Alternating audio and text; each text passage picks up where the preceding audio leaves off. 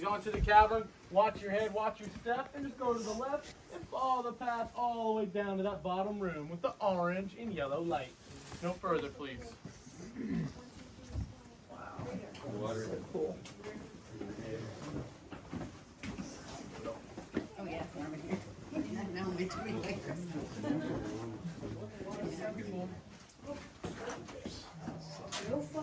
So, y'all, this is our entrance room. Nothing too special about it, but this is going to be the deepest we go today. We are currently 60 feet below the surface, with the deepest point in our cavern right down there at 65 feet. Now, with all that mud down there, I think it's obvious we don't go. And water will also fill up down there as well with rain and runoff from the Chipola River. Getting above the ridgeline, creatures from the aquifer can sometimes be seen down there. The Florida aquifer is a huge underground source of water spanning our whole state where we get our drinking water from. And right now, we're 25 feet above it.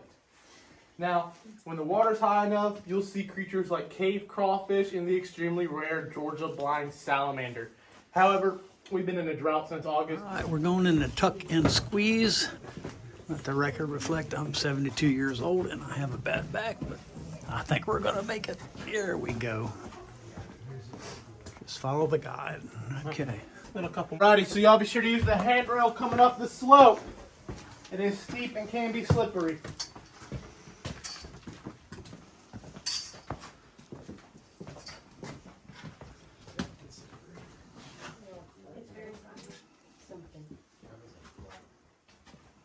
Y'all, last one's coming up. Weddings down here. On average, having around 2 to 3 each year, and I'm standing what many consider to be our altar. Now, we don't have many weddings in this room. It is rather cramped, as y'all can see. Many people prefer the larger rooms will be up ahead for their wedding ceremonies. Which is a shame because this room does have the highest variety of formations I get to go over. And we'll start with flowstone. This right here is your average type of flowstone. Simply formed as water, flows down the side of the cavern. But we actually nicknamed this one the pipe organs to go with our wedding theme. But unfortunately, the only music it plays is soft rock. Now, it's because limestone's a soft rock. But right behind y'all here is another type of flowstone, the cave drapery. Formed as water, flows down the same path each time, depositing minerals. And cave draperies are going to have many other names as well, like angel wings, bat wings, elephant ears, and a very popular name is cave bacon. Now, starting with some more general formations, we got some soda straws up here. Little hollow tubes formed thanks to carbonic acid eating through limestone. Water then follows this acid through, picking up minerals, and it'll deposit minerals in rings going down, creating the hollow soda straw. But once these get around 12 inches long, they'll seal up. And then water can no longer flow through them. It'll flow along the outside as a stalactite, always hanging tight to the cavern ceiling. And any water dripping from the ceiling onto the cavern floor will deposit the remaining minerals, building up the stalagmites that y'all might trip over.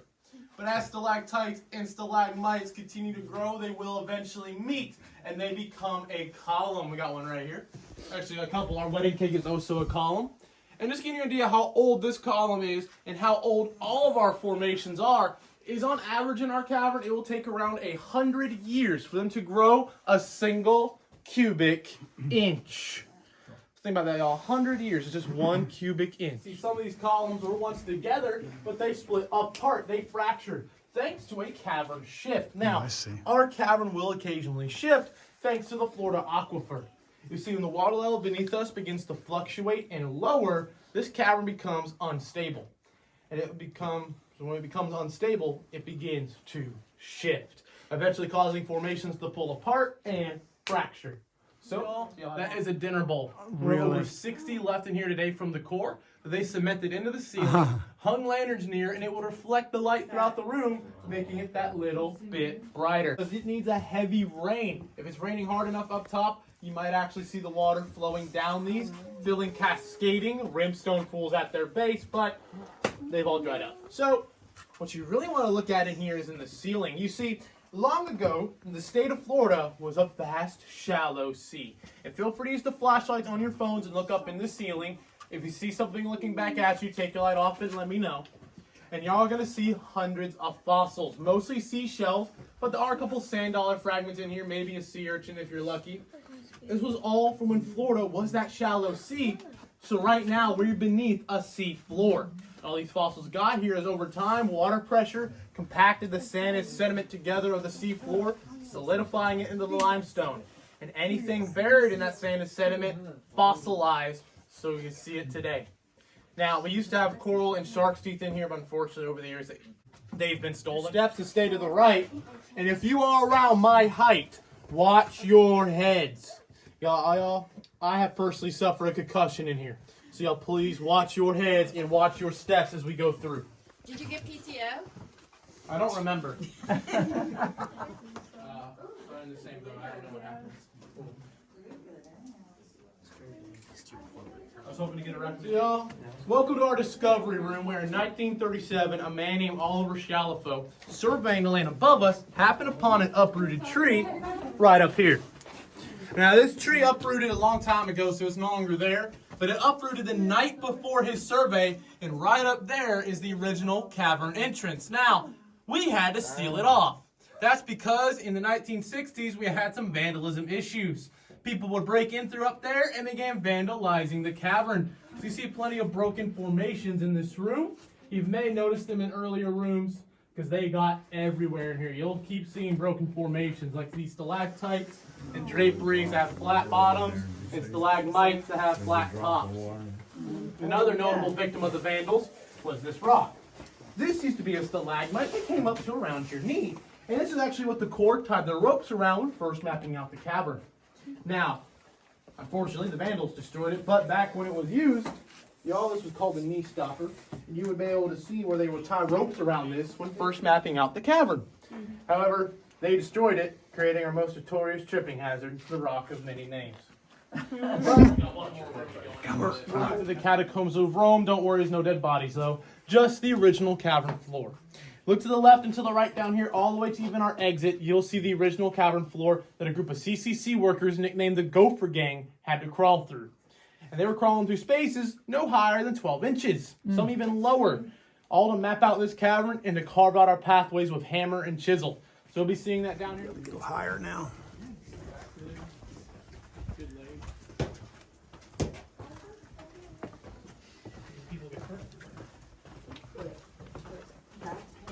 Alrighty, everyone's getting in here, y'all. So we get to go into our round room today. Now this room is a dead end, so we're coming back out this way.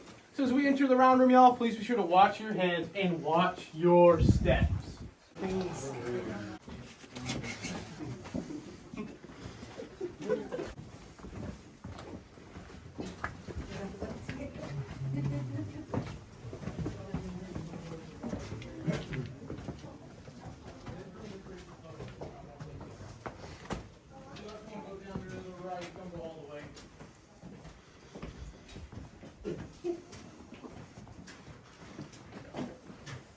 Won't be able to make it in here today, but I hope y'all like it, because this is my personal favorite room. What's going on? So, this is one big roundabout and we'll let y'all walk around, but what you're going to be walking around is what's called a breakdown point. This centerpiece right here was once part of the cavern ceiling, but it collapsed. You see, long ago, with all the water current running through here, from the Polo River and from the aquifer eroding this limestone, sometimes these currents would crash. And they would spin around for hundreds, not thousands of years, eventually causing the ceiling through erosion to collapse, creating breakdown points and solution domes. Now, there are some smaller solution domes in here from smaller whirlpools as y'all walk around. And y'all enjoy the room. Beautiful lights, beautiful formations.